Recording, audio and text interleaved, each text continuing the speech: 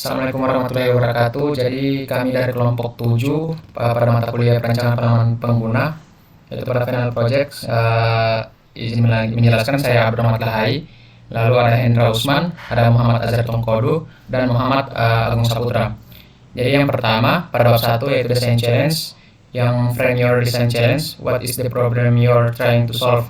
Jadi banyak mahasiswa yang berasal dari berbagai kota atau daerah yang datang untuk kuliah di Malang menghadapi kendala ketika mencari kos-kosan dengan penginapan yang sesuai. Nah, kurangnya informasi yang komprehensif serta sulitnya akses mengenai kos-kosan yang ada di Malang menjadi hambatan utama.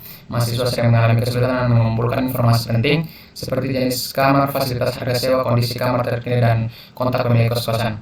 Lalu yang pertama, pada bagian pertama itu take a step at farming it as a design question, yaitu bagaimana cara agar mahasiswa yang kuliah di Malang dapat dengan mudah mencari kos-kosan, lalu bagaimana agar mahasiswa dapat melihat dan memilih kos-kosan lengkap dengan fasilitas yang disediakan. Lalu yang pada tahap kedua yaitu know state the ultimate impact you're trying to have, yaitu agar mahasiswa atau mahasiswi baik dari luar maupun dari kota Malang dapat dengan mudah mencari kos-kosan dari manapun dan kapanpun. Yang kedua, agar mahasiswa dapat dengan mudah melihat, membandingkan, serta memilih kos-kosan dengan mudah tanpa harus mendatangi secara langsung. Yang ketiga, what are some possible solution to your problem? Yaitu mendigitalisasi dari pencarian kos secara manual menjadi digital dengan membuat sebuah platform aplikasi mobil pencarian kos dan lain-lain. Bisa dilihat di sini. Lalu yang keempat, finally write down some of the context and constraint that you're facing. Yaitu bisa dilihat di sini juga ada 3. Lalu yang terakhir, that's your original question that we try it again, yaitu bagaimana solusi untuk memudahkan para mahasiswa untuk mencari kos-kosan yang sesuai dengan kebutuhan maupun selera mahasiswa di Kota Malang. Baik, jadi di sini saya akan menjabarkan bab 2 yaitu metode and result. Yaitu pada desain challenge kami merumuskan kembali desain challenge-nya, itu kami sudah menjabarkan berupa desain challenge-nya, kemudian ultimate impact, possible solutions, dan juga konteks and constraints. Kemudian untuk tentang tim, kami sudah mendeskripsikan kelebihan dan kelemahan dari tiap-tiap personel atau tiap-tiap anggota pada masing-masing personel kami. Itu ada Abdurrahmat Tahai, saya sendiri itu Muhammad Agung Saputra, kemudian Muhammad Azhar Tongkodu dan Hendra Usman. Udah kami jabarkan kelebihan dan kekurangan kita masing-masing. Kemudian untuk user dan stakeholder, itu narasumbernya ada 3 semua, yaitu dan juga pada interview do's and don'ts itu sudah kami susun sedemikian rupa. Kemudian untuk pertanyaan untuk wawancara itu kami sudah mendesain sedemikian mungkin agar bisa menggali pengalaman pencarian kos-kosan dan juga faktor-faktor yang menyebabkan kenapa si user itu ingin mendapatkan kos yang sesuai dengan kriteria mereka masing-masing. Dan juga kami juga mendesain sedemikian rupa pertanyaan untuk stakeholder, yang dimana itu bisa menjadi bahan pertimbangan untuk user dalam memilih kos-kos yang cukup worth it untuk dipilih oleh si pengguna. Kemudian untuk catatan hasil interview itu cukup beragam tanggapannya, bisa dilihat di laporan ini.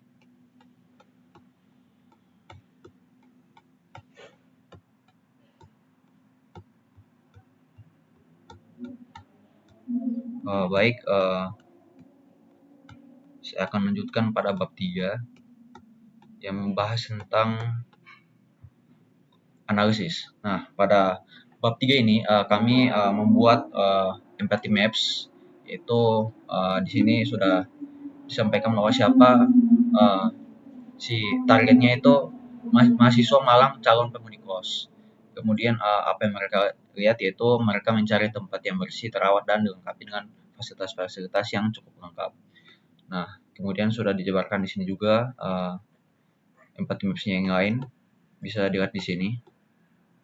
Ini gambar 1, yaitu empathy maps khusus untuk calon penyewa kos, dan ini adalah empathy maps untuk pengelola kos. Bisa dilihat di sini gambarnya. Kemudian untuk user journey pada calon penyewa kos itu kami menaruh 6 step drop times, yaitu actions, questions, happy moment, pain points, opportunities. Kemudian untuk user journey dari si user itu bisa dilihat di sini. Kemudian untuk user journey stakeholder, pemilik atau pengelola kos itu sama seperti user journey dari si user, yaitu step drop time-nya berjumlah 5. Bisa dilihat di sini. Kemudian ini untuk user journey stakeholder-nya. Baik, berikut merupakan interaction map dari aplikasi Ekosinaja. Seperti yang dibahas sebelumnya, aplikasi Ekosinaja terbagi dari stakeholder, yaitu pencari kos dan pemilik kos.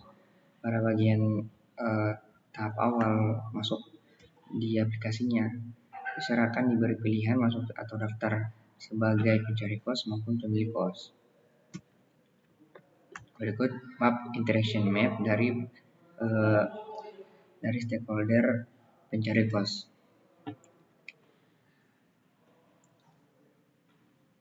Fitur-fitur yang ada para pencari kos seperti dibahas sebelumnya, seperti masuk mencari kos, terus ajukan sewa, pembayaran, terus chat sama pemilik kos dan sebagainya.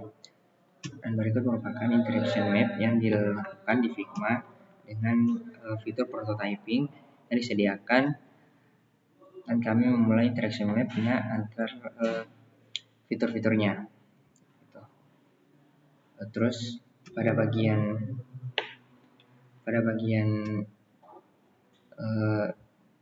pemilik kos, jadi kami juga sama seperti di pencari kos, yaitu ada loginnya. Terus yang membedakannya itu pemilik kos bisa menambahkan kos, bisa mengelola penghuni kos, bisa konfirmasi pengajuan dan sebagainya, yang seperti dijelaskan pada laporan sebelumnya.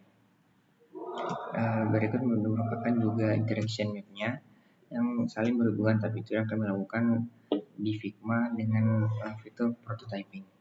Selanjutnya berikut merupakan wireframing dari aplikasi Ekosinaja. Aplikasi Ekosinaja ini terbagi dari 2 stakeholder yang seperti disebutkan pada interaction map sebelumnya. Dan pada wireframe ini kami hanya membuat wireframe untuk fitur-fitur yang penting saja, seperti masuk. Terus pada bagian sisi usernya kami membuat wireframe untuk mencari kos, terus konten-kontennya, dan bagaimana pengajuan kosnya, dan proses maupun proses bar dari penyewaannya. Selanjutnya di sisi pemilik kos kami membuat wireframe untuk pemilik kos seperti dashboard, form tambah kos, terus form dashboard buat kelola kos, dan konten dari kos tersebut.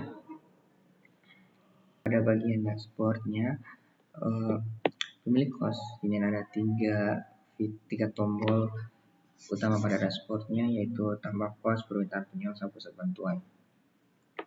Untuk menambahkan kos kita bisa mengklik tambah kos, terus atur datanya, kemudian disimpan, dan setelah disimpan data ini akan langsung postingan langsung muncul pada si pencari kosnya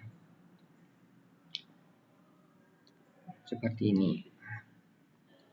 Dan kemudian untuk mengelola penghuni kita bisa tekan tombol kelola penghuni pada bagian konten kos yang kita udah post tadi, seperti berikut. Dan untuk melihatnya langsung kita bisa edit status, dan berikut merupakan daftar penghuni yang ada pada kos kita yang udah dipost tadi. Selanjutnya berikut daftar kos-kosan yang udah kita posting, dan masuk ke menu selanjutnya itu fitur chatting. Di sini kita bisa chatting secara langsung kepada penghuni kos. Dan navigasi terakhir yaitu profil, dimana kita bisa ada tombol setting, help, dan share ketentuan, dan juga logout. Desainnya, desain aplikasi ngekosin aja, dimana di sini saya akan menjelaskan di bagian user atau dari sisi pencari kos. Nah, di sini kita bisa login ataupun sign up. Nah, sama seperti untuk pemilik kosnya. Ada beberapa fitur utama dalam aplikasi pencarian kos ini. Nah, yang pertama itu menu searching. Ini adalah menu home-nya. Di sini kita mencari kos itu. Ada untuk fitur searching, dan kita bisa mencari kos berdasarkan beberapa kriteria gitu. Bisa berdasarkan tempat pun sesuai budget. Oke. Nah, selanjutnya itu ada fitur atau ada menu My Cost. Nah, ketika tadi kita sudah melakukan penyewaan atau transaksi terhadap suatu kos yang kita inginkan itu, maka akan masuk ke ini My Cost. Kita bisa masuk ke My Cost. Di sini muncul kos kita gitu. Kemudian ada fitur chat. Nah, ini chat masih kosong di sini karena tadi ini akan terhubung di sini. Ini yang pertama kali, belum ada transaksi sebelumnya, maka chatnya kosong. Nah, setelah tadi ini sudah ada kos yang kita sewa, maka akan muncul fitur, akan terhubung ke chat ini. Tuh. Oke. Selanjutnya itu mengenai menu profile. Di sini ada beberapa fitur lebih lanjut dan termasuk logoutnya. Untuk lebih detailnya akan saya protapkan langsung di sini. Oke, kita masuk ke aplikasi. Oke, sebagai pencari kos. Nah, kemudian kita masukkan email dan masuk. Nah, di sini ada opsi untuk forget password dan itu berfungsi sini ya. Nah, di sini tadi itu untuk forget passwordnya. Oke, ketika kita ingin mencari kos, misalnya saya ingin mencari kos dekat apa, misalnya dekat kampus misalnya ya, kita masukin saat dekat kampus. Nah, muncul opsi kampusnya, opsi kos-kosnya. Kemudian ketika coba saya coba kos Setiabudi. Nah, kemudian kita lakukan ajukan seperti yang saya jelaskan sebelumnya. Nah, kemudian di sini ada data diri penyewa kita, itu include tadi di profile sebenarnya. Oke, kita ajukan. Nah, menunggu konfirmasi, ternyata pengajuan kita diterima. Oke, kita lanjut ke konfirmasi pembayaran. Nah, di sini kita pilih dulu kita ingin membayar dengan metode apa. Di situ ada untuk pembayaran itu ada opsi untuk beberapa jenis pembayaran. Nah, di sini contohnya pilih metode pembayaran, saya menggunakan Bank Mandiri misalnya. Oke, kemudian konfirmasi. Nah, oke, menunggu proses pembayaran. Oke, udah pembayaran berhasil, maka akan langsung masuk ke My Cost yang tadi. Oke, My Cost. Nah, oke, ini untuk opsi untuk berhenti sewa. Oke, kemudian ini profile. Nah, ini kita logout. Oke,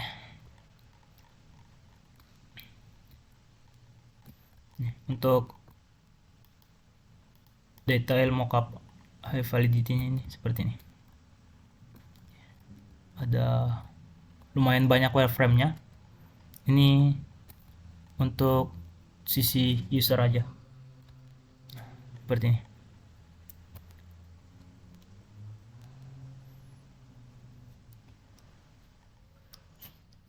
Ini tadi ya, untuk pembayaran seperti yang saya jelaskan sebelumnya tadi. Ya, untuk di misalnya forget passwordnya tadi, oke, lupa password. Oke, kita bisa masukkan email, kemudian kirim code. Nah, akan masuk verifikasi OTP. Oke, kemudian berikutnya, nah kita buat password baru, simpan. Nah, kita akan login kembali. Oke, seperti itu. Demikian pemaparan mengenai Protap Mockup High Validity dari aplikasi kami, aplikasi ngekosin aja. Sekian, terima kasih. Assalamualaikum warahmatullahi wabarakatuh. Saya lanjutkan ke rekan saya. Itu pengujian prototipe aplikasi kos-kosan ngekosin aja. Ini nama aplikasi kami. Yang pertama, kami memiliki tiga peserta atau 3 subjek untuk testing. Yang pertama ada calon penghuni kos, lalu yang kedua ada yang kedua yaitu pemilik kos. Nah, yang mana skenario-nya dapat dilihat di sini, yaitu skenario pertama untuk penghuni kos yaitu pencarian kos, dan skenario kedua untuk pemesanan kos. Nah, yang berikutnya tas. Nah, tas di sini yaitu bisa kita lihat di sini dari skenario 1 ini tasnya dan skenario 2 ini tasnya. Nah, hasil dari pengujian ini yaitu pada skenario pertama peserta 1 dan peserta 2 berhasil, dan ini hasil pengujian untuk calon penghuni kos. Lalu yang kedua, untuk peserta diminta untuk menyelesaikan proses pemesanan kos yang dipilih melalui aplikasi ngekos ini aja. Berikut ininya hasilnya. Jadi peserta 1 dan 2 berhasil. Dan untuk tahap selanjutnya untuk pemilik kos juga berhasil. Lalu catatan perbaikan. Nah, di catatan perbaikan ini yang pertama ada perbaikan navigasi dan filter, lalu penyempurnaan informasi kos, lalu optimalisasi fitur pencarian yang spesifik, peningkatan penjelasan antar muka, lalu fokus pada detail properti. Baik, sekian dari saya. Wabillahi taufiq wal hidayah. Wassalamualaikum warahmatullahi wabarakatuh.